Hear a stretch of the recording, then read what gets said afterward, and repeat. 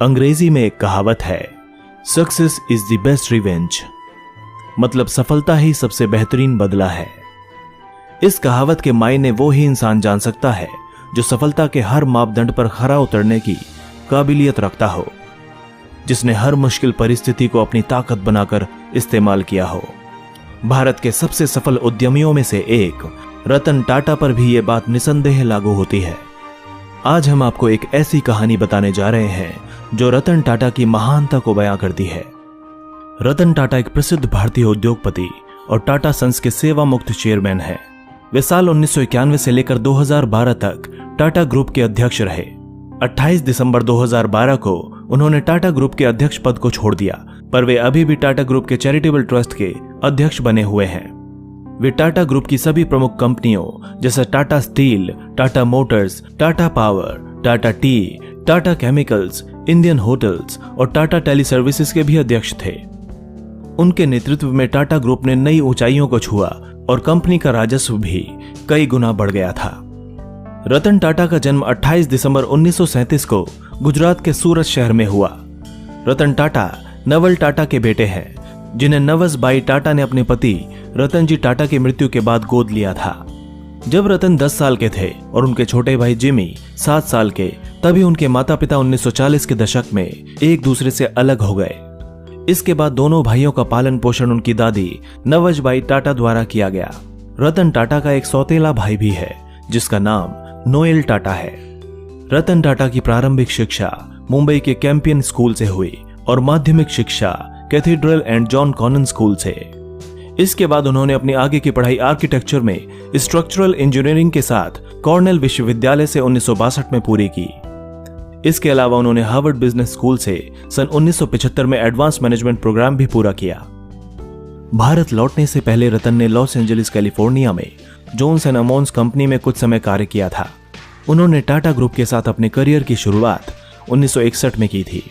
शुरुआती दिनों में उन्होंने टाटा स्टील के शॉप फ्लोर पर कार्य किया था। इसके बाद वे टाटा ग्रुप की अन्य कंपनियों के साथ भी जुड़ गए। साल 1971 में उन्हें राष्ट्रीय रेडियो और इलेक्ट्रॉनिक्स कंपनी नेल्को में प्रभारी निदेशक नियुक्त किया गया था। 1981 में उन्हें टाटा इंडस्ट्रीज का अध्यक्ष बनाया गया।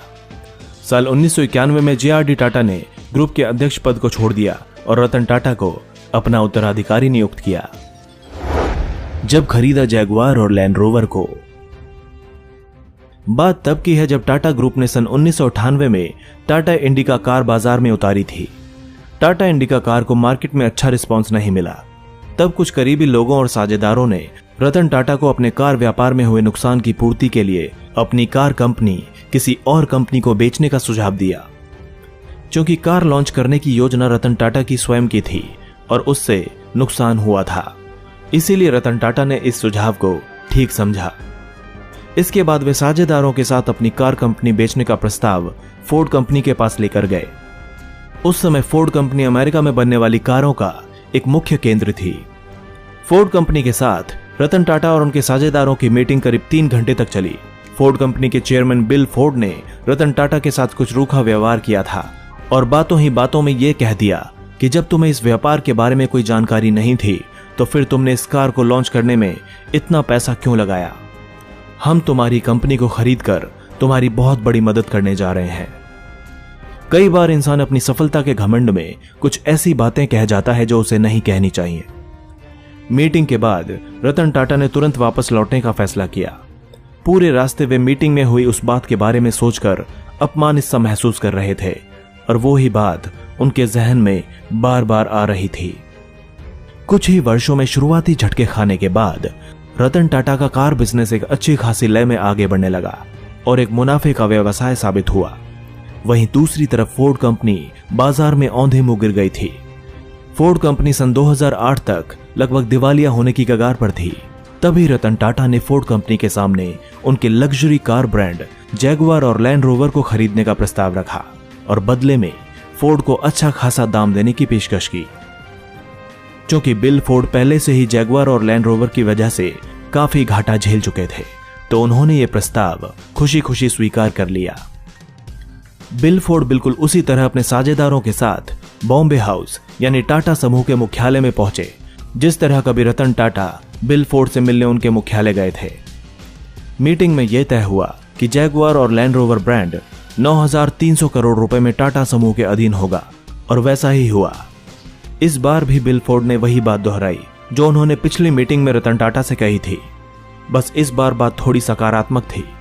उन्होंने कहा कि आप हमारी कंपनी को खरीदकर हम पर बहुत बड़ा एहसान कर रहे हैं। आज जैगुआर और लैंड रोवर टाटा समूह का एक हिस्सा है और बाजार में बेहद मुनाफे के साथ आगे बढ़ रहा है। इस कहानी से हम यह अनुमान लगा सकते हैं कि महान लोग कई बार चुप रहकर भी कितनी बड़ी बड़ी उपलब्धियां हासिल कर जाते हैं। रतन टाटा अगर चाहते तो बिल फोर्ड को उसी मीटिंग में करारा जवाब दे सकते थे, पर रतन टाटा अपनी सफलता के नशे में चूर नहीं थे। यही वो गुण है जो एक सफल और एक महान इंसान के बीच का अंतर दर्शाता है। जब व्यक्ति अपमानित होता है तो उसका परिणाम क्रोध होता है, लेकिन महान लोग अपने क्रोध का उपयोग अपने लक्ष्यों की पूर्ति में करते हैं।